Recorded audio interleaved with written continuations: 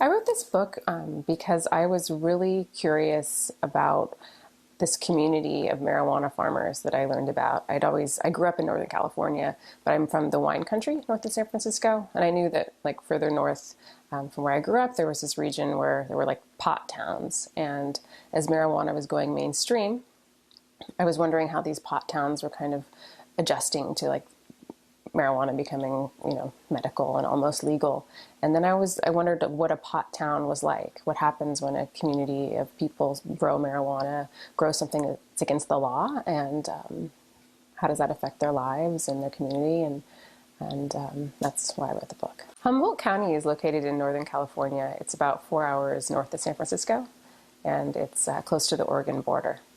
Humboldt's a rural community, and Southern Humboldt, which is the sort of heartland of the marijuana industry, is about 20,000 people. And the towns themselves of Garberville and Redway are a couple thousand. And Eureka and Arcata, which are like the big cities in this county, have maybe 15,000 people. I originally went up there for a week. I rented a car. I had been living in New York City and I returned to California, and it was there was this change in the air. We had a legalization measure on the ballot, and it looked like it was going to pass back in 2010. And I thought I'd go to explore one of these pot towns and see what these people had to say.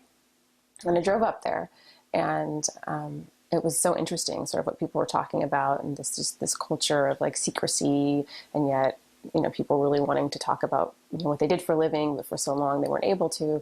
I decided to stick around. So I ended up living in the community for over a year to earn people's trust and to understand this place, because it's quite a famous place. A lot of people have heard about Humboldt County around the country. It's sort of synonymous with marijuana, and a lot of journalists go through there every year, every month. People want to have people open up to them about their stories, but to really understand this place, I felt I needed to live there. How this industry began was just kind of a story of chance. It was like these young, poor kids that were up there just kind of living hard scrabble lives in these rickety little buildings that they built themselves, and growing their own tomatoes, and they were pretty poor. I think a lot of them were on welfare, actually. And then they found that they could actually grow their own marijuana too, which was kind of the drug of choice of the counterculture.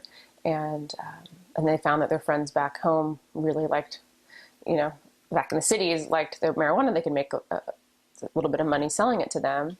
And then there was this botanical discovery called sinsemilla, which was a way to grow really strong marijuana. And that was, it's not like, it's very hard to pinpoint who discovered it where. Some people say Hawaii, some people say some guy drove to town and said, pull all the males. But it was this way to grow really strong marijuana. Was discovered in the late 70s in Humboldt. And then once that happened, it was very strong, and people really liked it in the cities, and sort of this industry was born. A lot of money came in. In the mid-90s, we had our medical marijuana law. California was the first state to pass a medical marijuana law.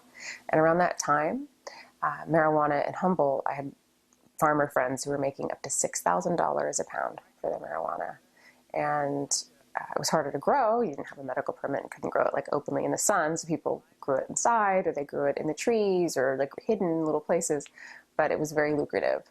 And now, since basically medical marijuana allowed anybody with a garage or a garden and a bum knee or insomnia or whatever to get a medical permit to grow their own pot, marijuana production began proliferating basically all over the state. It wasn't just little pockets of rural California that was growing it, and the price plummeted. And so right about now, marijuana is, like the outdoor Humboldt marijuana is going for about $1,500 to $1,200 a pound. So that's a really considerable drop in profit. And around the time of the legalization measure in 2010, where California was considering legalizing it recreationally, like Washington and Colorado have done, it was about the same price. And that was one of the reasons many of the farmers voted against it, is because they were very afraid that the price was just going to plummet completely. The market would bottom out. In a way, the prohibition has been like a government price support program. In that town, like almost, it's hard to give a percent, but the majority of people work in the marijuana industry. The majority of people, like, I don't know.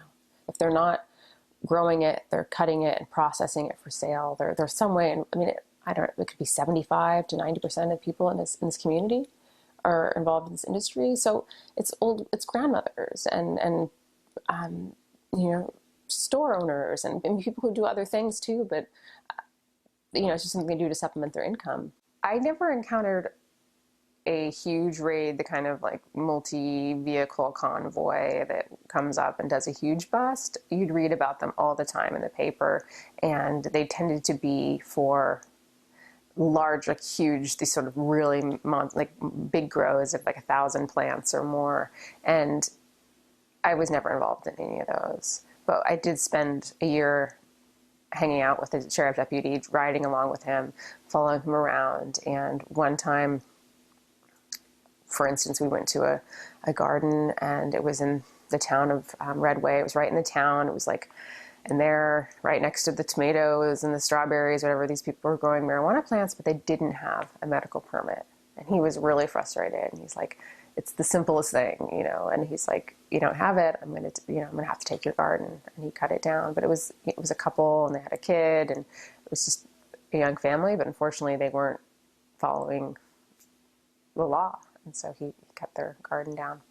I think eventually legalization will come, broader legalization, and like with the end of prohibition, I mean, there were tons of moonshiners, but you know, now you have big industrial alcohol conglomerates, and then you have smaller kind of boutique artisan producers. And I think that there is a place for like master growers of Humboldt in the new economy, but probably not very many of them. In a way, it is like the last healthy, small farming community in America where kind of everybody could make a pretty reasonable living farming because what they farm is illegal. And once that is opened up to the larger market, I think that'll really change.